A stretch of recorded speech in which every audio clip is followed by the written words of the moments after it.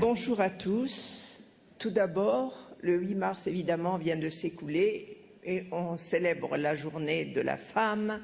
Comme le disait Madame de Thouin tout à l'heure, la journée de la femme, ça veut dire que, je reprends ses paroles, les 364 jours, autres jours, ce ne sont pas leurs fêtes, mais celles des hommes. Je voudrais d'abord commencer par rendre un hommage particulier aux femmes iraniennes qui combattent le régime obscurantiste des mollahs, et en particulier encore aux femmes d'Ashraf, et évidemment à tous les habitants d'Ashraf, et puisque c'est la journée de la femme, plus particulièrement aux femmes d'Ashraf, et surtout à Madame Rajavi, qui montre de grandes qualités politiques et qui mène son combat de manière inlassable pour que la victoire des femmes, pour que les femmes en Iran et peut-être comme répercussion dans le monde musulman aient une vie plus libre et plus démocratique, si on peut dire. Mais moi, je m'interroge aussi, parce qu'il ne faut pas se mettre un bandeau sur les yeux. Il y a 30 ans, quand il y a eu l'avènement du régime Khomeini, les pays qui ont soutenu ce régime, qui applaudissaient à l'avènement de ce régime, étaient-ils aveugles au point que maintenant on dénonce ce régime, on dénonce les méfaits de ce régime? Alors ils n'ont rien vu ou ils le voulaient? Qu'est-ce qu'ils voulaient exactement? S'ils n'ont rien vu, c'est un manque de cécité qui fait que nous aussi, dans le monde arabo-musulman, nous pouvons souffrir de ce même manque de cécité. Parce qu'il faut bien le dire, ce printemps arabe auquel nous avons applaudi parce que nous sommes contre la corruption des responsables, mais ce printemps arabe, hélas, risque de se muer en hiver. Voilà ce qu'il faut bien comprendre. Voilà ce que les pays doivent être conscients.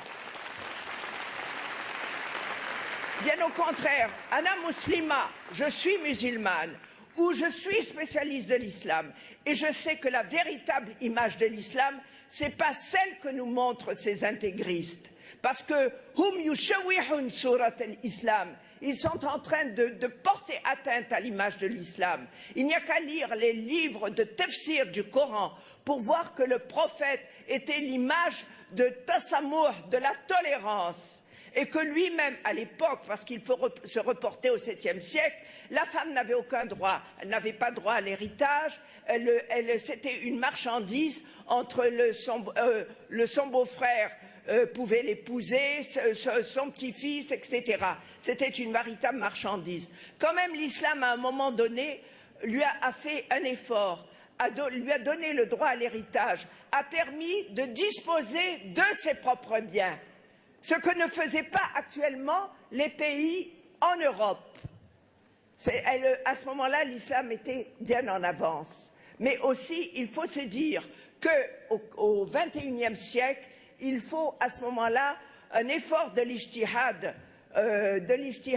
pour les pays musulmans, c'est-à-dire reconsidérer l'islam à la lumière de ce qui se passe au XXIe siècle avec toutes les transformations qu'il y a eu. Parce que au 7e siècle, la femme ne conduisait pas, il n'y avait pas d'industrie. Donc tout est à revoir. Et c'est pour ça que Madame Rajavi, avec les efforts qu'elle déploie et tout ça, peut permettre, et je lui souhaite le pouvoir, ne serait-ce que même de manière momentanée, mais je lui souhaite d'accéder au pouvoir, parce que au moins ça donnera un espoir à la libéralisation de la femme, ça changera les esprits. Maintenant, au XXIe siècle, les femmes musulmanes, dans beaucoup de pays, sont instruites, ont des métiers qu'elles n'avaient pas au XIXe siècle. Elles sont ingénieures, elles sont architectes, elles conduisent des avions.